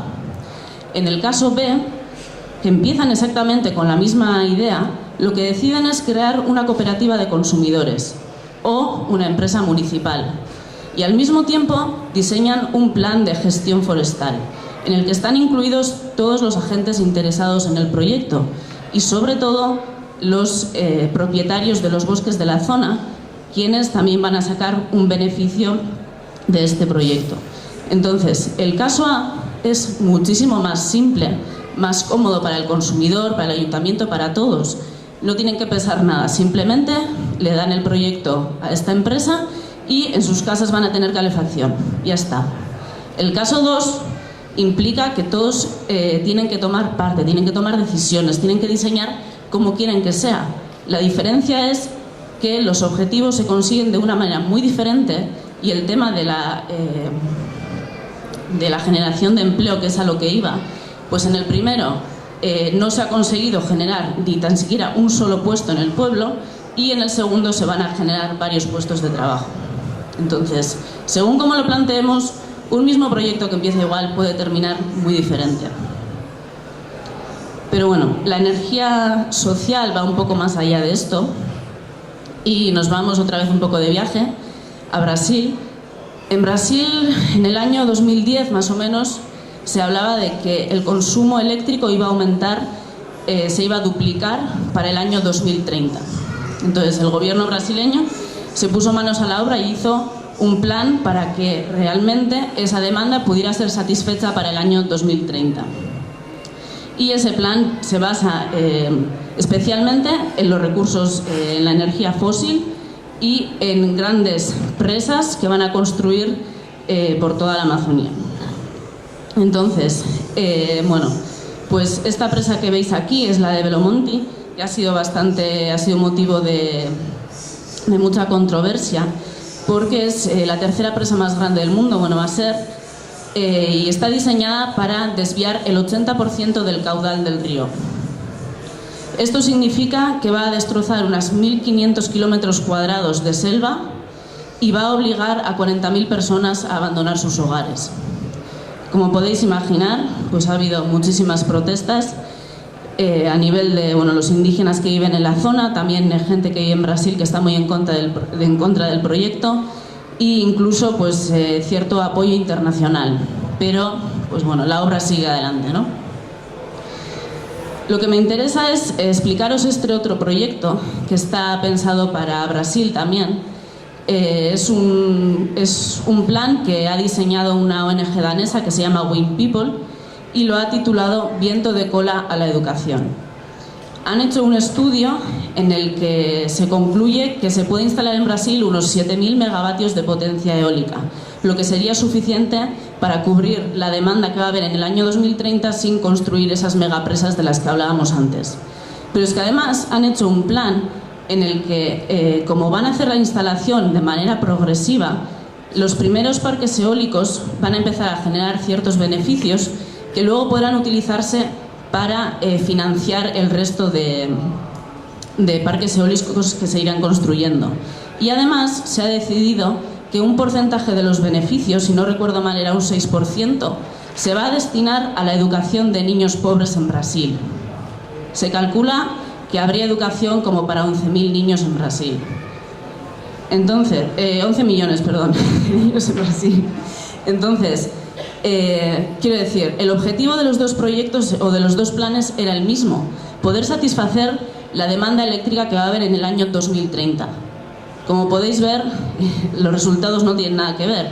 En uno estamos hablando de destrucción del entorno, de expropiación de terrenos, de sacar a gente de sus casas, con una resistencia terrible por parte de la ciudadanía, y en el otro estamos hablando de una solución más sostenible, por llamarlo así, pero que además va a solucionar o va a intentar solucionar uno de los graves problemas que tiene Brasil. Bueno, si seguimos viajando un poco y por ver otro tipo de proyectos que se están haciendo en el mundo, y nos vamos a Bután. Bután es un país que hace frontera con China y con India. Y bueno, es un país que es un gran consumidor de madera para cocina sobre todo, y allí podemos encontrar una ONG que se llama Dasin y que tiene como objetivo erradicar los problemas que se generan del uso de la leña para la cocina, que no es solamente problemas de salud, sino también problemas de deforestación y bueno, el tiempo que conlleva eso, sobre todo a las mujeres, que son las que se suelen encargar no solamente de ir a por leña, sino también de cocinar. Entonces, muchas ONGs, muchas personas llevan años trabajando en cómo conseguir unos fogones que sean más eficientes, porque esta quema de leña es completamente ineficiente, se utiliza muchísima leña que no se tendría por qué utilizar. Y bueno, pues intentan conseguir unos fogones que sean más eficientes, pero al mismo tiempo, claro, con la restricción de que las personas que viven en las zonas más pobres del mundo, que normalmente suelen ser las que utilizan la leña para cocinar, se lo puedan permitir. Claro, es una restricción enorme que supone que las soluciones que se salen de ahí, los fogones que se diseñan, pues sí que son algo más eficientes, pero no solucionan el problema. Entonces, los fundadores de Dasin dijeron, ya va siendo hora de que solucionemos este problema, que a día de hoy, en el momento de la historia en la que estemos, pues la gente siga así, siga muriendo simplemente por problemas que se van generando a la hora de cocinar. Entonces dijeron, vamos a conseguir una solución tecnológica, una tecnología que solucione el problema por completo. Ya sabemos que esto no va a ser económicamente asequible para las personas que viven ahí, pero lo que vamos a hacer es diseñar un modelo que financie estos fogones y por lo tanto haga nuestro proyecto económicamente viable. Y así lo han hecho. Ahí veis unos círculos, los llaman galletas de combustible y simplemente vienen de la madera, transforman la madera, pasan por un proceso de transformación y consiguen estas galletas que tienen un alto contenido energético. Estas galletas después se queman en esos fogones que podéis ver a la derecha de la foto y la combustión es tan eficiente que prácticamente no se emite ningún humo, o sea que no habría ningún problema para la salud de la persona que está cocinando. Entonces, ¿cómo se financia esto? Bueno, pues Dasin lo que hace es, en las zonas rurales, da gratis a las personas que viven en las zonas rurales un fogón de estos por familia. Y las personas lo que hacen es, siguen recogiendo madera y esa madera, cuando la necesitan por supuesto, la llevan al punto de intercambio. Allí se pesa la madera y en función de cuánta madera hayan recogido se les da un número diferente de galletas. Y obviamente pues la próxima vez cuando se queden sin galletas tendrán que volver con algo de madera que habrán recogido. Entonces, en las zonas ya más urbanas de Bután, donde todavía también siguen cocinando con carbón, lo que hacen es venden el fogón, porque ya en aquellas zonas sí que se lo pueden permitir, y también venden las galletas. Entonces, de los beneficios que se generan en las zonas urbanas, de la venta de fogones y de la venta de galletas sobre todo, se revierte ese dinero a la financiación de fogones para las zonas rurales. Y así consiguen solucionar un problema y hacer que el proyecto sea sostenible. Lo que quiero decir con este proyecto es que hay veces que nos empeñamos en solucionar un problema de una manera y seguimos y no conseguimos la solución porque nos hemos empeñado en que hay que tirar por este camino. Bueno, pues hay veces que no. Estos han replanteado el proyecto por completo y han conseguido una solución que nada tenía que ver con lo que se estaba planteando desde hace años. De momento funciona y parece que la gente de Bután está contenta. Tienen más de 200 familias en espera para conseguir un fogón de estos. Y ya viniendo un poco a nuestro contexto, al de casa, decir que las energías renovables, por lo menos si algún día vuelven a conseguir las subvenciones que tenían antes y volvemos a intentar una integración más rápida de las energías renovables, se podrían utilizar como financiación para otros proyectos que no son rentables, ni lo serán nunca y por tanto nunca iban a conseguir financiación, pero que al mismo tiempo pueden ser muy interesantes para ciertas comunidades. Me explico. Imaginaos una zona rural de España, por ejemplo, una zona pues bueno, que tiene problemas en los que bueno, pues cada vez vive menos gente, cada vez hay menos niños y la escuela pues ya no es rentable o para serlo tendría que tener pues unas cuotas muy altas. Entonces, ¿qué pasa? Que pueden llegar a la decisión de que esa escuela se va a cerrar porque no es rentable. Si decidiesen poner unos eólicos, por ejemplo, unas placas fotovoltaicas y coger, en ese caso de que pudiesen conseguir financiación para eso, que antes era posible y ahora pues no será tanto porque no nos sale tan rentable a cuenta de los cambios que ha habido, se podría después utilizar los beneficios de esa generación de electricidad para revertirlos a esa escuela y que esa escuela pueda seguir funcionando. Hablo de un caso, habría otros miles de casos, cada comunidad, cada pueblo, cada zona sabe cuáles son las necesidades primordiales que tienen en la comunidad y por tanto podrían elegir para qué quieren destinar ese dinero o qué proyecto tienen que necesitaría cierta financiación. Bueno, y con esto ya concluyo, deciros que con cada una de nuestras decisiones y acciones vamos diseñando la sociedad del futuro, que somos nosotros, cada uno de nosotros, quienes deciden cómo y cuándo vamos a empezar la transición a un modelo más sostenible y más justo para todos, que existen muchísimas soluciones para un mismo problema y que los resultados que consigamos van a depender de aquellas alternativas que escojamos. Eskerrik asko, arretagatik.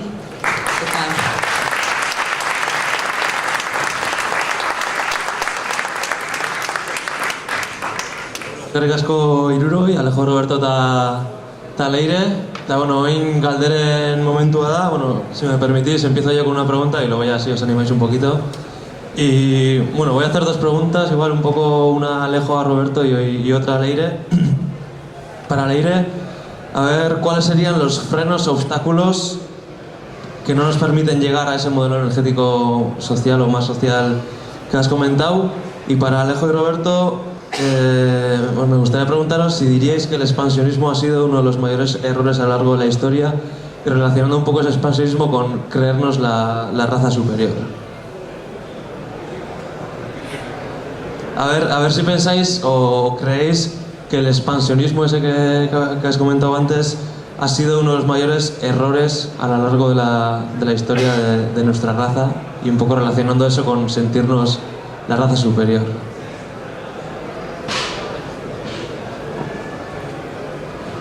Bueno, pues yo creo que el límite, básicamente, el límite principal lo ponemos nosotros, ¿no?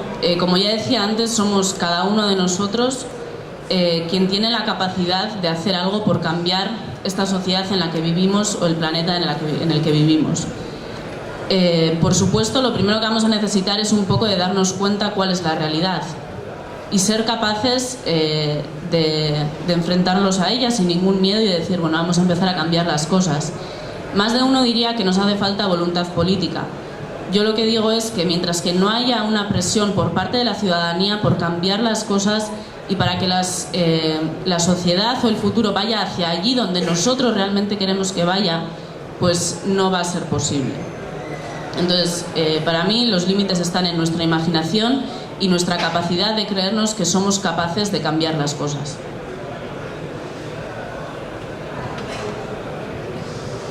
Yo creo que no hay ningún error. No hay ningún error.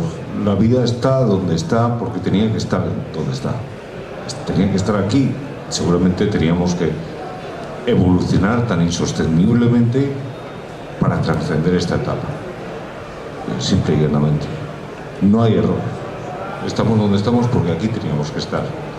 Evidentemente, no, es una magnífica estupidez, pero debemos darnos cuenta de ello.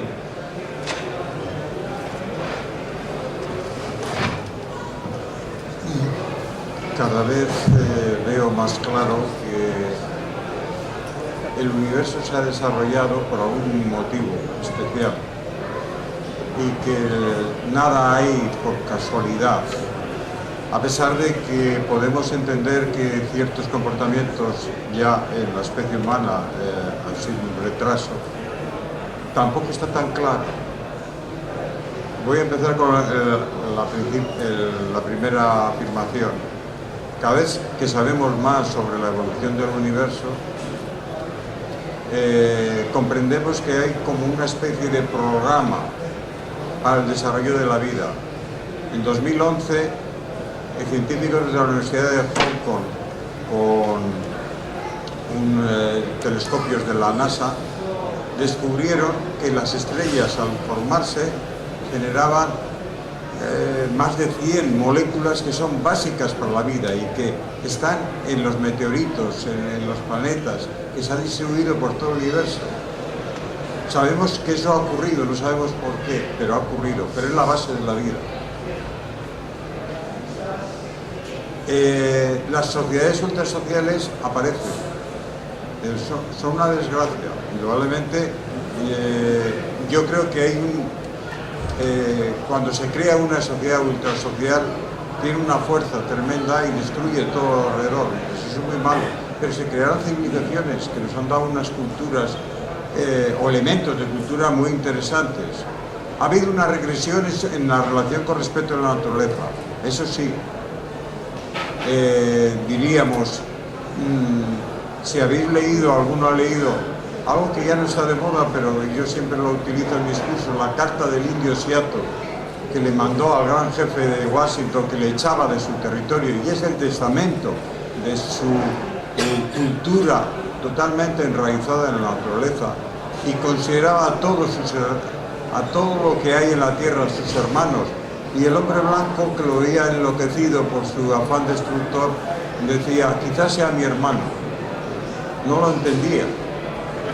pero él se quedaba con el canto de la grulla, con el canto de la rana, con el aire en los bosques, el ruido, la música del viento en los bosques, etc. Esa era su vida y era un sibarita integral. Nosotros hemos perdido el contacto con la naturaleza, pero hemos ganado en otras cosas, derechos humanos. Es decir, esas civilizaciones tan complejas y tan insostenibles, todas que hemos tenido, nos han dejado legados positivos. La emancipación de la mujer, no se ha acabado, pero la evolución clarísima hacia eliminar la discriminación de género, son valores de esta época que se han creado a pesar de. Entonces, ahora tenemos una ciencia avanzada, pero no ciencia en el sentido de tecnología, sino de capacidad de autoconocimiento, el desarrollo de la psicología, de la psiquiatría, de la pedagogía, etcétera, que ahora comprendemos mucho más la realidad. Ya no dependemos de los santones de las iglesias. Sabemos que tenemos que comprendernos a nosotros mismos para poder ser útiles a los demás y para mí, para lo más importante, para el desarrollo y el despliegue de la conciencia en el universo. Eso queda así como muy espiritual al final, pero es mi impresión. Eskerrik asko. Norbait galderaren bat, jasosku bat eta hurbilduko naz. Lotzabarik, galdetu cualquier pregunta que tengáis, cualquier duda.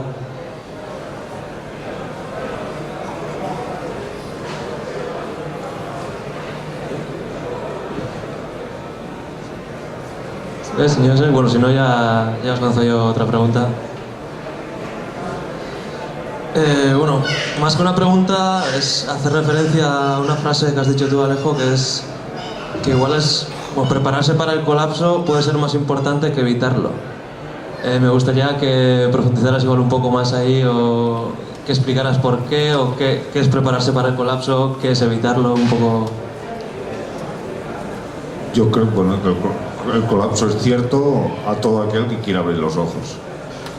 Y entonces, pues, creo que lo más inteligente que se puede hacer es prepararse para él.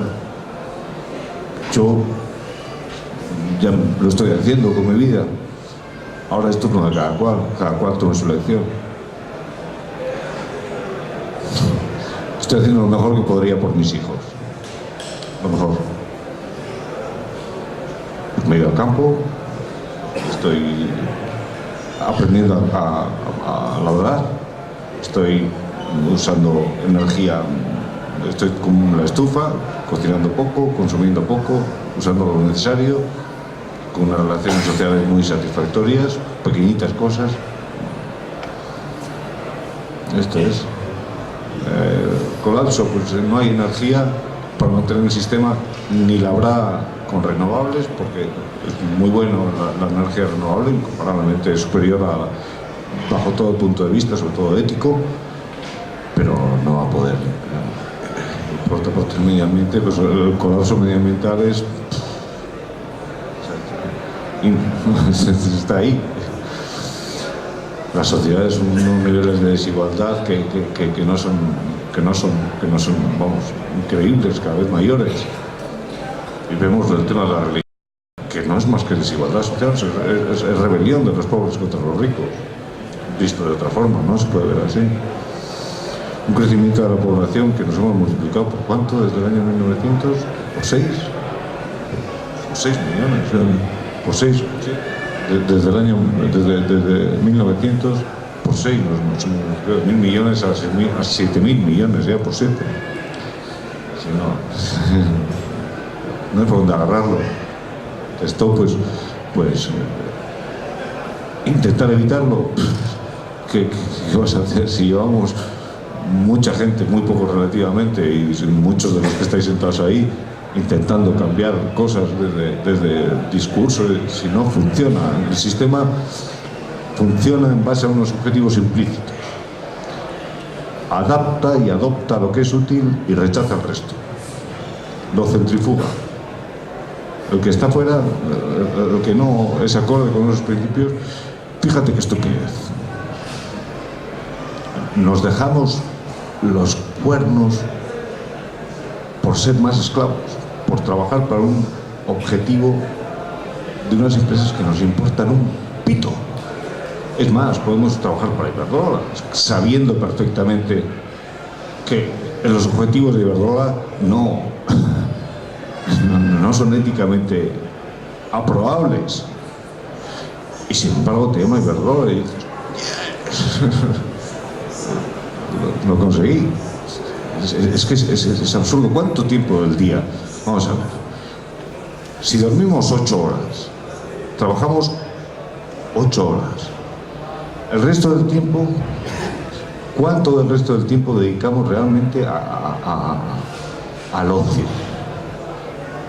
Que el ocio no es tumbarte la Bartola, es ver la vida, ser consciente. No es ver la televisión, ni es leer novelas, ni es ir de compras. ¿Cuánto tiempo realmente a lo importante de la vida? Es que no dejamos nada de espacio. Nos vamos de vacaciones, nos pasamos la vida distrayéndonos. Lo que no estamos trabajando o durmiendo, o ocupados en preocupaciones. Si estamos preocupados no podemos ocuparnos de nuevo, porque ya estábamos ocupados. Lo que está ocupado ya no se puede volver a ocupar. ¿Cómo nos vamos a ocupar en lo que es realmente importante? Entonces, pues esa es la respuesta. Eskerrik asko. ¿Alguna pregunta? Norbait galderaren bat? Quería...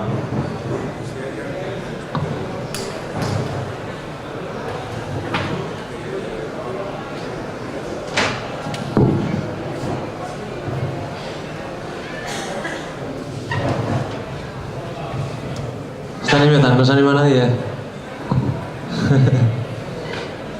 Bueno, si queréis hacer vosotros también algún comentario... Sí, yo quería, entonces, si no hay nadie, pensaba que alguien quería hablar, ¿no? Simplemente, pues uno ya es mayor y ha peleado mucho en este campo, con mejor o peor éxito, pero quisiera reflejar la visión que yo tengo de la situación actual. Yo no me puedo obsesionar porque no sirve para nada decir, bueno, ¿voy a poder evitar el colapso? No lo sé. Yo no, por supuesto, yo solo no, está muy claro. ¿Se va a poder evitar? No lo sé. Solo sé que tengo que trabajar. Solo sé que tengo que trabajar. El colapso, además, no va a ser un colapso total. Las civilizaciones que hemos conocido han colapsado, pero es que en este momento, diríamos, tenemos una civilización universal. Está en todo el planeta, con 1000 países diferentes, con situaciones enormemente diferentes, países fracasados, colapsados, países supuestamente muy prósperos, países muy pobres, mucho más vulnerables unos, menos vulnerables otros. El colapso que venga está viniendo de alguna forma, en la medida que están apareciendo ya sociedades colapsadas, fracasadas. Se va a extender, pero no sé cuándo ni cómo. La realidad es muy compleja. Lo que sí veo es como dos corrientes en el mundo. Una gran corriente, la mainstream, que es la convencional, que cada vez, diríamos, pierde elementos porque la gente se empieza a preocupar, a pesar de que está viviendo como siempre, como se ha vivido a lo largo de las últimas décadas. Se está dando cuenta que esto no funciona, y veo que hay cantidad de gente que, como es el caso de Alejo, que lo conozco muy bien, dice: yo me salto del tren y me voy a la corriente pequeña, a la corriente que está conspirando en un sentido positivo para cambiar las cosas, y está haciendo. ¿A dónde se va a llegar? No lo sé. Lo único que sé es que tengo que saber más, ser más inteligente, expresar mejor, ser más coherente conmigo mismo, y a ver si consigo que mis hijos, mis nietos y los hijos de todos, y los hijos de los nietos, colaborar un poquitín para que tengan el futuro una vida mejor. Yo tengo un nieto de 14 meses que puede vivir hasta el siglo XXII. ¿Y qué planeta le va a dar? Yo y todo lo demás está pendiente. Esta es la gente. Fortalecer la corriente pequeña, que se está fortaleciendo, pero aumentar el ritmo y coordinación de diríamos, experiencias culturales que crecen como champiñones por todos lados, cohesionar todo eso y elevar el nivel de organización. La revuelta de abajo arriba, pero elevando la cosa, diríamos, de actuación y de transformación de las sociedades. Eskerrik asko, Roberto. Ez dakit si alguien se anima a hacer una pregunta.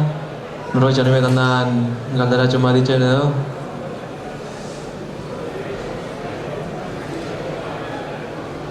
Bueno, formulo la última pregunta y con esto cerramos la sesión. Bueno, ya me quito igual un poco la camisa de presentador y ya es algo más personal. Que es, a mí me preocupa bastante la falta de contacto con la naturaleza. Bueno, que nos sentimos, o veo yo, por lo menos siento en general, que la sociedad no nos sentimos parte de lo que es el mundo, ¿no? La naturaleza, que sentimos como que somos aparte y que como que podemos coger cosas de la naturaleza sin luego devolverlas, pero bueno, como no, si no gastamos mucho tampoco importa. O sea, un poco esa conexión, ese todo, ese uno completo, ¿no? Como mundo, como planeta, me preocupa bastante que se haya perdido y se está perdiendo, ¿no? Creo yo, en gran parte de la sociedad por lo menos. Y mi pregunta o cuestión sería, bueno, ya sé que no es una pregunta fácil, pero ¿a qué se debe esa pérdida de contacto con la naturaleza, esa integración en la naturaleza de parte de los seres humanos? Sencilla. Hemos perdido el contacto con la tierra porque hemos creado estos monstruos de ciudades, unas enormemente monstruosas, donde parece que no hace falta la naturaleza. Vives en ella, normalmente la mayor parte del tiempo pasas en ella, pero cuando vas al supermercado tienes de todo. No pasa nada. No hay límites naturales, no hay límites de nada. El mercado sigue siendo abastecido. Hombre, empiezas a tener algún problema cuando el petróleo sube de precio, y no como está ocurriendo con la electricidad a nivel español, que es porque tenemos unas mafias clarísimas, un contubernio clarísimo con el gobierno. Iberdrola ha tenido, lo he leído en algún lado, como lo ha dicho alguien, beneficios récords a pesar de que ha vendido menos. A pesar de que ha vendido menos. ¿Qué pasa? Pues bueno, no se trata de eso, sino en la medida que los recursos son escasos, y cada vez son más escasos, son más caros. Y ahí lo vamos a ver, lo estamos empezando a ver, a pesar del fenómeno coyuntural de la bajada del precio del petróleo, que no tiene nada que ver con la escasez, sino con la geopolítica, con la postura de Arabia Saudita, que ha movido a la OPEP en una dirección que ha hundido el precio del petróleo, que están subiendo y van a subir muchísimo más porque están desapareciendo, diríamos, las explotaciones que no son rentables. Un barril a 50, 60 dólares no vale. Pero esa es la realidad. Tenemos que reconectarnos con la naturaleza, no hay más remedio, y eso supone un cambio cultural, no hay más remedio. Y dicen por ahí los que han estudiado el tema que la gran parte de la gente que está en el movimiento ecologista es porque ha tenido una niñez de contacto con la tierra, que no lo tiene. Yo siempre recuerdo una anécdota, y con esto lo acabo. Amigos míos han estado dando clases en la granja escuela de Socarrieta, muchos años, y recuerdan a un niño de Basauri que fue al curso y le preguntaron: ¿y de dónde viene la leche? De la fábrica. Esa es la enorme desconexión. Pero cuando tienes una experiencia vital de contacto con animales, de contacto con la tierra, como la he tenido yo, por casualidad y no muy larga, pero ha sido suficiente, cambia el chip totalmente. estás conectado, la sientes. Es un sentimiento, no es una idea racional. ¿Lo sientes o no lo sientes?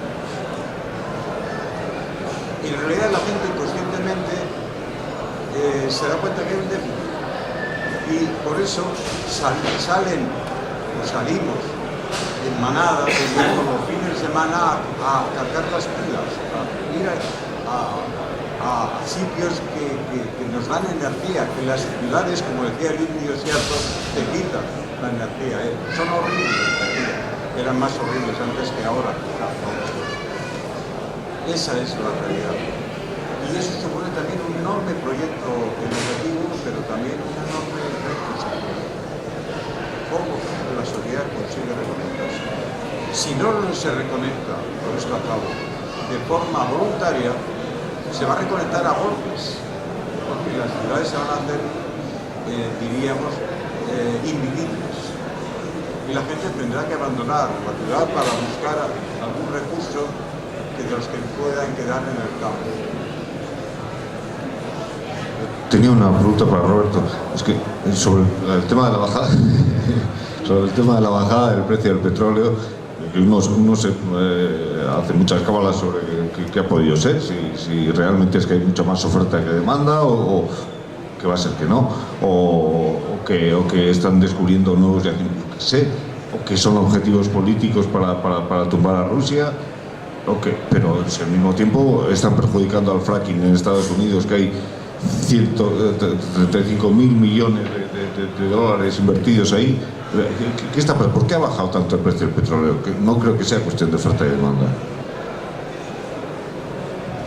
Bueno, ha habido una disminución del consumo mundial debido a que no acaba de salir la economía de la crisis, pero ha sido muy puntual.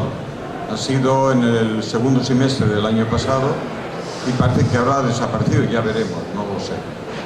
Pero ha habido otro factor que es más estructural. Arabia Saudita se siente amenazada por el islamismo, el Estado Islámico, diríamos. El fenómeno terrorista que supone un salto cualitativo. Hasta ahora ha habido Al-Qaeda, talibanes metidos allí en las montañas. Ahora parece un Estado, de alguna forma, en un territorio enorme de la parte occidental de Irak, que coge una buena parte occidental y el norte de Irak, y coge una buena parte de Siria y hasta un poco de Líbano. Se está extendiendo, incluso está en Libia ahora. Se siente amenazado. Entonces, ¿qué es lo que hace? Utiliza el petróleo de forma distinta a lo que ha hecho siempre. La OLP ha sido el elemento de estabilizar los precios del petróleo. Cuando ha habido exceso, ha retirado oferta, porque la empresa privada va a tope. Esa no cambia su funcionamiento, pero los que tienen el petróleo nacionalizado, que en realidad es el 80% del mundo, el petróleo está nacionalizado, actúan normalmente de otra forma, y sobre todo la OPEP. Y ahora no ha querido quitar flujo de petróleo al mundo. ¿Para qué? Pues según dicen, y eso nadie lo sabe, porque Arabia Saudita no ha dicho ni Pamplona, y está haciendo sufrir a muchos de los estados de la OLP, sobre todo a Venezuela, pero también a Irán. Pero es que con Irán tiene ajustes de cuentas, con Rusia tiene ajustes de cuentas, incluso con Estados Unidos. ¿Por qué? Pues porque han permitido todos ellos que el Estado Islámico crezca y se desarrolle en Siria, porque han abandonado Siria, ese terrible, diríamos, problema que yo estoy obsesionado con el tema sirio, ¿no? Y entonces, ¿quiénes son culpables? Pues Irán y Rusia, por haber apoyado y armado para que mate a la población al régimen sirio.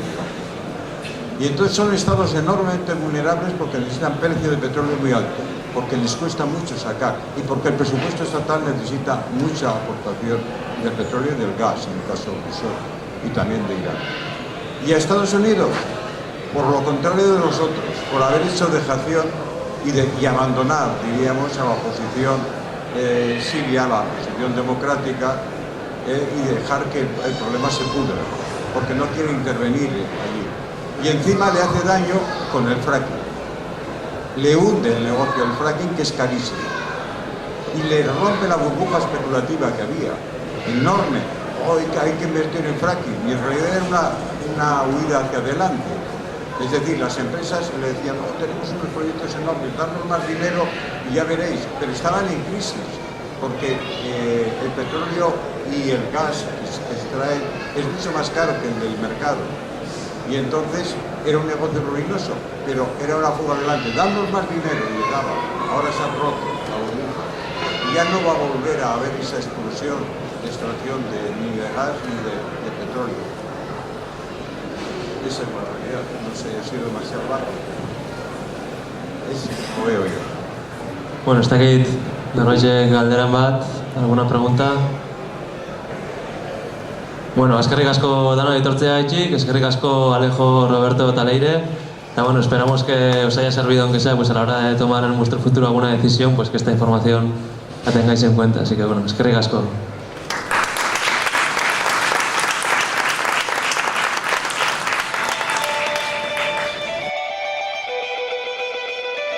I'm sorry for